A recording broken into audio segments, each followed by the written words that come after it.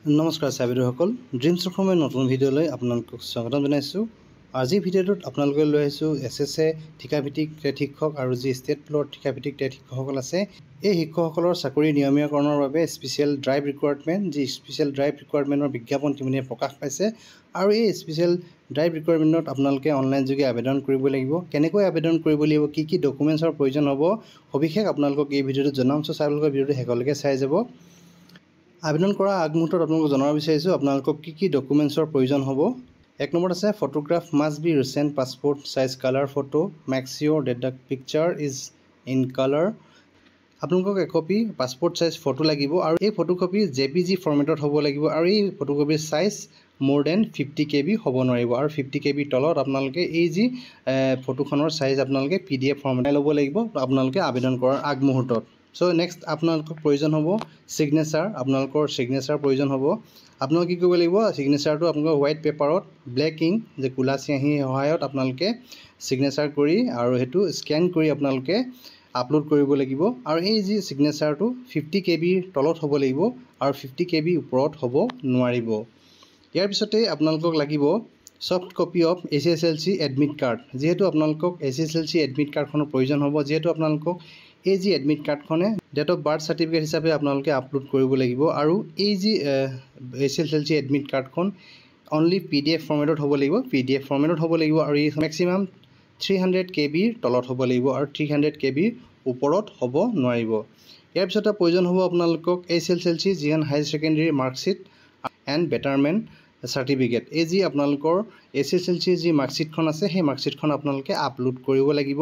যদি আপোনালোকৰ বেটাৰমেণ্ট দিয়া হৈছে আপোনালোকে SSLC মাৰ্কশ্বিটৰ লগতে যি বেটাৰমেণ্টৰ মাৰ্কশ্বিটখন একেটা PDFতে আপোনালোকে বনাব লাগিব আৰু ইয়াৰ চাইজ আপোনালোকৰ 400 KBৰ ওপৰত হ'ব নোৱাৰিব আৰু 400 KBৰ তলত আপোনালোকে এই যি মাৰ্কশ্বিটখন আপলোড কৰিব লাগিব।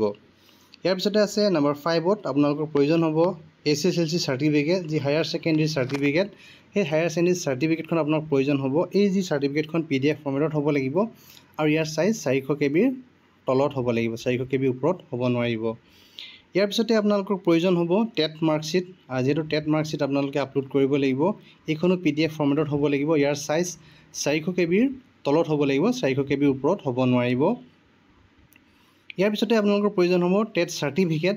যিহেতু টেট চাৰ্টিফিকেট যদি আপোনালোকৰ আছে তেতিয়াহ'লে চাৰ্টিফিকেট আপোনালোকে আপলোড কৰিব পাৰে। যদিহে আপোনাৰ চাৰ্টিফিকেট নাই, যিহেতু পূৰ্বতে যি টেট মাৰ্কশ্বিট আৰু টেট চাৰ্টিফিকেট একেখনেই আছিলে, যদিহে আপোনালোকৰ টেট চাৰ্টিফিকেট নাই আপোনালোকে মাৰ্কশ্বিটখনেই আপলোড কৰিব পাৰিব আৰু এইখনো PDF ফৰ্মেটত হ'ব লাগিব। ইয়াৰ চাইজ 300 KBৰ তলত হ'ব লাগিব। ইয়াৰ পিছতে আপোনালোকৰ প্ৰয়োজন হ'ব soft copy diploma in education. যিসমূহ প্ৰফেচনেল কোৱালিফিকেশ্যন আছিলে আপোনালোকৰ সেই প্ৰফেচনেল কোৱালিফিকেশ্যনসমূহ BEd বা DLEd যিসমূহ আছে আপোনালোকে ইয়াত মাৰ্কশ্বিটখন আপলোড কৰিব লাগিব আৰু এই মাৰ্কশ্বিটখন PDF ফৰ্মেটত হ'ব লাগিব আৰু এই যি ইয়াৰ চাইজ 400 KBৰ তলত হ'ব লাগিব, 400 KBৰ ওপৰত হ'ব নোৱাৰিব। ইয়াৰ পিছতে আপোনালোকে আপলোড কৰিব লাগিব ডিপ্ল'মা ইন এডুকেশ্যন চাৰ্টিফিকেট। যিহেতু DLEdৰ যিসমূহ চাৰ্টিফিকেট বা BEdৰ যি চাৰ্টিফিকেট আছে সেই চাৰ্টিফিকেটসমূহ আপোনালোকে ইয়াত আপলোড কৰিব লাগিব। এই যি চাৰ্টিফিকেটখনো আপোনালোকে PDF ফৰ্মেটত আপলোড কৰিব লাগিব। ইয়াৰ চাইজ 300 KBৰ তলত হ'ব লাগিব। ইয়াৰ পিছতে আপোনালোকে আপলোড কৰিব লাগিব যি গ্ৰেজুৱেশ্যন চাৰ্টিফিকেট। যিহেতু আপোনালোকৰ গ্ৰেজুৱেশ্যনৰ চাৰ্টিফিকেট আপোনালোকে আপলোড কৰিব লাগিব। গ্ৰেজুৱেশ্যন চাৰ্টিফিকেট নতুবা ছেমিষ্টাৰ মাৰ্কশ্বিট আপোনালোকে আপলোড কৰিব লাগিব।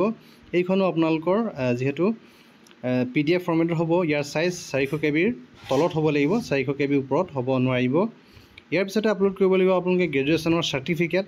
প্ৰথমে আপোনালোকে মাৰ্কশ্বিট আপলোড কৰিব লাগিব, তাৰপিছত আপোনালোকে চাৰ্টিফিকেট আপলোড কৰিব লাগিব গ্ৰেজুৱেশ্যনৰ আৰু চাৰ্টিফিকেটখন আপোনালোকে PDF ফৰ্মেটত আপলোড কৰিব লাগিব। ইয়াৰ চাইজ 300 KBৰ তলত হ'ব লাগিব। ইয়াৰ পিছতে আপোনালোকে কাষ্ট চাৰ্টিফিকেট আপলোড কৰিব লাগিব ইফ এপ্লিকেবল, যদিহে আপোনালোকৰ কাষ্ট চাৰ্টিফিকেট আছে। যিহেতু OBC ST SC সকলৰ বাবে কাষ্ট চাৰ্টিফিকেট বাধ্যতামূলক আৰু আপোনালোকে কাষ্ট চাৰ্টিফিকেট আপলোড কৰিব লাগিব। এইখনো PDF ফৰ্মেটত হ'ব আৰু ইয়াৰ চাইজ 300 KBৰ তলত হ'ব লাগিব। ইয়াৰ পিছতে আপোনালোকে PRC আপলোড কৰিব লাগিব আৰু যিসকলৰ PRC নাই তেওঁলোকে ভোটাৰ কাৰ্ড, ড্ৰাইভিং লাইচেঞ্চ বা এনি আদাৰ যিসমূহ এড্ৰেছ প্ৰুফ চাৰ্টিফিকেট আছে আপোনালোকৰ যি এড্ৰেছ প্ৰুফ আপোনালোকে আপলোড কৰিব লাগিব আৰু এই যি এড্ৰেছ প্ৰুফ আপোনালোকে PDF ফৰ্মেটত আপলোড কৰিব লাগিব। ইয়াৰ চাইজ 300 KBৰ তলত হ'ব লাগিব আৰু 300 KBৰ ওপৰত হ'ব নোৱাৰিব। ইয়াৰ পিছতে আপোনালোকে আপলোড কৰিব লাগিব এপইণ্টমেণ্ট লেটাৰ। যিখন কৰাৰ আগমুহূৰ্তত আপোনালোকে এখন এপইণ্টমেণ্ট লাভ কৰিছিলে আৰু সেই এপইণ্টমেণ্টখন আপোনালোকে আপলোড কৰিব লাগিব আৰু এই এপইণ্টমেণ্টখন 400 KBৰ তলত হ'ব লাগিব আৰু ইয়াৰ পিছত আছে আপোনালোকে soft copy of sports culture NCC PWD certificate যদি আপোনালোকৰ এইসমূহ চাৰ্টিফিকেট আছে sports culture NCC PWD certificate যদি আপোনালোকৰ আছে তেতিয়াহ'লে আপোনালোকে এইসমূহ আপলোড কৰিব লাগিব আৰু এইসমূহ ৰেডি কৰাৰ পিছত আপোনালোকে যিকোনো এটা ব্ৰাউজাৰত চাৰ্চ কৰিব লাগিব DEE.assam.gov.in আৰু ইয়াত চাৰ্চ কৰাৰ পিছতে আপোনালোকে এই ধৰণৰ এটা পেজ খোল খাই যাব দেখিছে আপোনালোকে for contractual and state pool contractual teachers আৰু দেখিছে important date Online registration start from 6/8/2024 10 AM and online registration end 12/8/2024 12 midnight যেহেতু আপোনালোকে 6 তাৰিখৰ পৰা আবেদন কৰিব পাৰিব আৰু এই আবেদন আপোনালোকে 12/8/2024 যি ৰাতি 12 বজাৰ ভিতৰত আপোনালোকে আবেদন কৰি শেষ কৰিব লাগিব আবেদন কৰা আগমুহূৰ্তত আপোনালোকে ৰেজিষ্টাৰ কৰিব লাগিব আৰু দেখিলে পাইছে দুটা অপচন আছে registered online for new registration আৰু দেখিছে লগইন ইয়াৰ পিছতে আপোনালোকে লগইন কৰিব পাৰিব for registered applicant so new registration কেনেকৈ কৰিব সো ইয়াত ক্লিক কৰিব ৰেজিষ্টাৰ অনলাইন ইয়াত ক্লিক কৰাৰ লগে লগে দেখিলে পাইছে আপোনালোকে প্ৰচিড টু এপ্লাই আৰু আপোনালোকে কি কৰিব লাগিব প্ৰচিড টু এপ্লাইত ক্লিক কৰিব ক্লিক কৰাৰ লগে লগে আপোনালোকে দেখিলে পাইছে advertisement for present contractual and state pool contractual teacher তো আপোনালোকে ৰেজিষ্টাৰ কৰিব লাগিব পোনপ্ৰথমে তো আপোনালোকে দেখিলে পাইছে পোষ্ট কেটেগৰী আপোনালোকে পোষ্ট কেটেগৰী সিলেক্ট কৰিব লাগিব লোৱাৰ প্ৰাইমেৰী আৰু আপাৰ প্ৰাইমেৰী LP আৰু ME যেহেতু LP হ'লে LP কৰিব ME কৰিলে ME কৰিব তো মই ইয়াত LP ত ক্লিক কৰিছোঁ ইয়াৰ পিছত দেখিছে আপোনালোকে আসাম টেট আৰু চেণ্ট্ৰেল টেট দুটা অপচন আছে যেহেতু আসাম টেট হ'লে আসাম টেট চেণ্ট্ৰেল টেট হ'লে চেণ্ট্ৰেল টেট আপোনালোকে ক্লিক কৰিব লাগিব ইয়াৰ পিছত আছে ৱেডাৰ কন্ট্ৰেকচুৱেল অৰ ষ্টেট পুল টিচাৰ আপোনালোকে ষ্টেট পুল আৰু SSA যদি SSA হয় আপোনালোকে কন্ট্ৰেকচুৱেল টিচাৰত ক্লিক কৰিব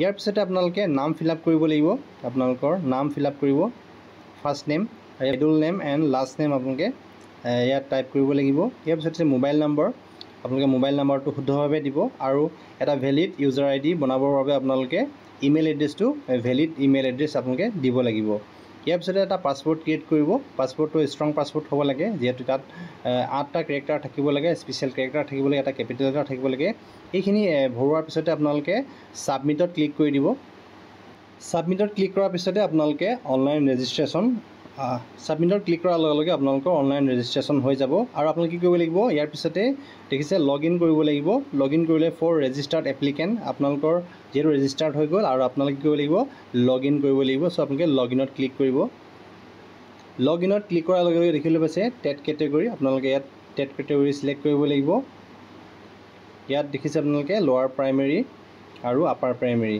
সো আপোনালোকে লোৱাৰ প্ৰাইমেৰী সিলেক্ট কৰিব লাগিব আৰু দেখিছে আপোনালোকে যি A টেট আৰু C টেট যদি আসাম টেট হয় আসাম টেট C টেট হ'লে C টেট আপোনালোকে সিলেক্ট কৰিব লাগিব ইয়াৰ পিছতে আছে ষ্টেট পুল আৰু কন্ট্ৰেকচুৱেল টিচাৰ দুটা অপচন আছে আপোনালোকে SSA কন্ট্ৰেকচুৱেল হ'লে কন্ট্ৰেকচুৱেল টিচাৰ কৰিব আৰু ষ্টেট পুল হ'লে ষ্টেট পুলত ক্লিক কৰিব ইয়াৰ পিছতে যি আপোনালোকৰ ইউজাৰ ID আপোনালোকে বনাইছিলে ইউজাৰ IDৰ বাবে আপোনালোকে যি ভেলিড ইমেইল এড্ৰেছ দিছিলে সেই ইমেইল এড্ৰেছটো ইয়াত টাইপ কৰিব টাইপ কৰাৰ পিছতে আপোনালোকে যি পাছৱৰ্ড দিছিলে পাছৱৰ্ড দিয়াৰ পিছতে আপোনালোকে পাছৱৰ্ডটো এণ্টাৰ কৰি দিব আৰু পাছৱৰ্ড দিয়াৰ পিছত আপোনালোকে লগইনত ক্লিক কৰি দিব লগইনত ক্লিক কৰাৰ লগে লগে আপোনালোকে এই লগইন পেজটোত আপোনালোকে এণ্টাৰ হৈ যাব আৰু তাতে গৈ আপোনালোকৰ যিসমূহ ডকুমেণ্টছ আছে সেই ডকুমেণ্টছসমূহ আপলোড কৰি আপোনালোকে ক্লিক কৰাৰ লগে লগে যি আপোনালোকৰ এপ্লিকেণ্টৰ যি ফৰ্মখন খোল খাই যাব ফৰ্মখনত আপোনালোকে আপোনালোকৰ ডিটেইল ভৰাব লাগিব যিসমূহ আপোনালোকে পূৰ্বতে যিসমূহ ডকুমেণ্টছ আপোনালোকে ৰেডি কৰি ৰাখিছিলে সেই ডকুমেণ্টছসমূহ ইয়াত আপলোড কৰিব লাগিব আপলোড কৰাৰ পিছতে আপোনালোকে ফাইনেল ছাবমিট কৰিব লাগিব যি স্পেচিয়েল ড্ৰাইভ ৰিকুৱাৰমেণ্ট যি এপ্লিকেণ্ট সেই এপ্লিকেণ্টটো